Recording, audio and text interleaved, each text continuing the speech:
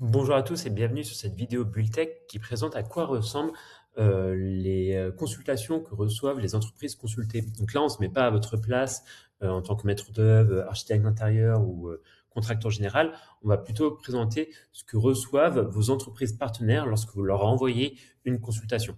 Donc là, je suis sur mon projet maçonnerie. J'ai créé une version consultation et donc j'ai déjà généré la consultation. On peut le voir parce que actuellement, le statut pour Melo, c'est envoyé pour chacune des entreprises. Elles l'ont pas ouvert. Et donc maintenant, je vais changer d'écran. Et donc là, je montre le mail que reçoit une entreprise consultée. Donc, il y a un récapitulatif du projet. Il y a le lien qui mène vers le DPGF dynamique à compléter.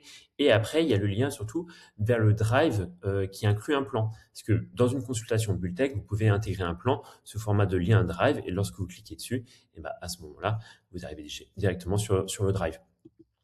Et donc, si je clique sur le DPGF à compléter, la première chose qu'il va me demander, c'est un code de sécurité pour vérifier que c'est la bonne personne qui vous contacte. Ou en tout cas, qui essaye d'ouvrir la consultation. 504. Oups là.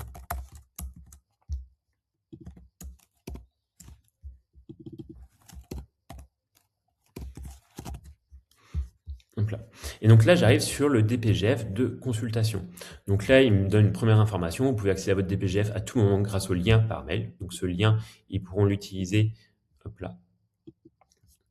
Ce lien, ils pourront l'utiliser autant de fois qu'ils le souhaitent. Vos données sont sauvegardées, donc la personne n'a pas besoin de sauvegarder. On leur a mis un bouton enregistrer, mais elle n'a pas besoin de sauvegarder, c'est enregistré automatiquement. Et donc après, il y a toutes les colonnes que la personne ne peut pas modifier, qui sont les colonnes en grise, donc la colonne que vos artisans ne peuvent pas modifier. Et par contre, toutes les colonnes en orange, ils sont libres de les modifier. De la même manière, là, on va retrouver les 3 travaux que j'ai mis, donc les 3 articles, mais vos artisans sont libres d'ajouter un nouvel ouvrage eux-mêmes. Donc, par exemple, la Fondation Unité, ici, je vais pouvoir en mettre 4, non pas 44. Je vais mettre un prix au hasard et je vais mettre un commentaire.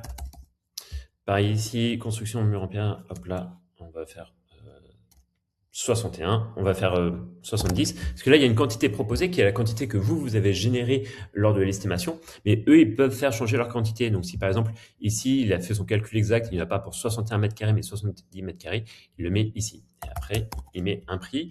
Et pareil, là, je vais reprendre par contre la même quantité. Dans une autre façon, je vais mettre hop là, et je vais mettre un prix ici. Et je pourrais ajouter un nouvel ouvrage où il devra, donc votre artisan, mettre le travail, une description, etc., etc. Et donc, à ce moment-là, je peux faire enregistrer sans l'envoyer. Et si je retourne sur mon projet de consultation, eh ben, on va pouvoir voir que la personne a commencé à compléter, donc il l'a ouvert et qu'il a complété à 100%, mais qu'il n'est pas encore envoyé. Si je n'avais complété que la moitié, il l'aurait mis ouvert et complété à 50%.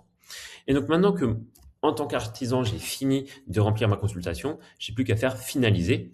Je confirme et je signe. Donc une petite signature électronique qui permet en fait de valider une dernière fois le document parce que par la suite, ils ne pourront plus le modifier. Et donc là, on le met bien, votre DPGF a été signé et transmis à l'architecte d'intérieur. Architecte d'intérieur parce que moi, je me suis mis en tant qu'architecte d'intérieur dans le projet. Donc là, de la même manière, si je retourne à nouveau sur ma consultation, je vais pouvoir voir que hop là, la consultation est complétée à 100% et après, il y a la première analyse des données. Vous, en tant que maître d'œuvre, architecte, vous pouvez consulter les informations qui ont été envoyées par l'artisan. Et de la même manière, vous pouvez générer un PDF pour chacune de vos appels d'offres. Donc du coup, on retrouve ici exactement la même chose, ce qui vous permet de garder une traçabilité de l'ensemble des documents qui ont été demandés. Voilà. Si jamais vous avez des questions, n'hésitez pas à nous envoyer un petit chat en bas à droite. Et sinon, je vous souhaite une bonne journée. À bientôt.